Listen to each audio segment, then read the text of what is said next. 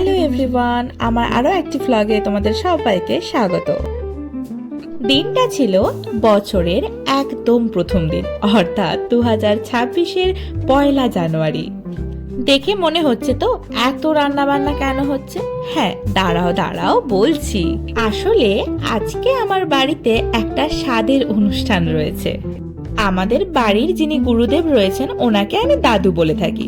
তো আমাদের গুরুদেব দাদুর বৌমা, অর্থাৎ যাকে আমরা মণি বলি, তো এই মণির চলছে এখন 9 মাস।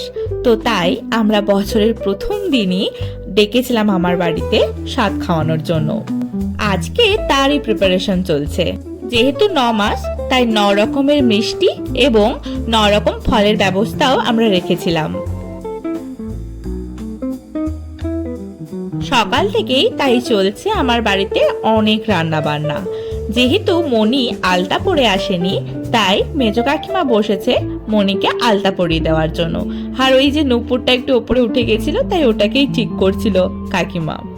নতুন শাড়ি কিনে আনা হয়েছিল, আরো যা যা লাগে ওইসব ভাই মন্দিরে রাধা মাধবকে ঠেকিয়ে নিয়ে আসার পর মামনিকে দিল। মণি সেটা পড়তে গিয়েছিল, আর যেহেতু মামনি ওইদিকে ছিল, তাই আমি এদিকে রান্নার দিকটা একটু দেখছিলাম, মামনিকে হেল্প করছিলাম সকাল থেকেই, তাও আরেকটু। যেহেতু আমি রান্না করছিলাম দেখে আমার ভাই বলে, দাঁড়া আমি তোকে পনিরটা কেটে দিচ্ছি। সত্যি বলতে অন্যদের বাড়িতে কি হয় জানি না, তবে আমার বাড়িতে আমরা মেয়েরা যেরকম রান্না পারি, ঠিক ছেলেরাও ততটাই ভালো রান্না করতে পারে। কাজের সময় বিভিন্ন ভাবে আমাদেরকে হেল্পও করে দেয়। রান্না বান্না মোটামুটি শেষ হয়ে যাবার পর মণি আর কাকু বসেছিল ফল আর মিষ্টিটা খাওয়ার জন্য, আর ওদিকে আমরা ভোগের জন্য সবকিছু রেডি করে চলে গিয়েছিলাম ভোগ দেখাতে।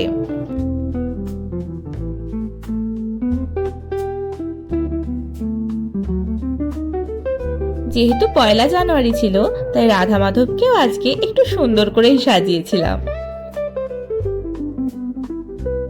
চলো বলি কি কি রান্না হয়েছিল।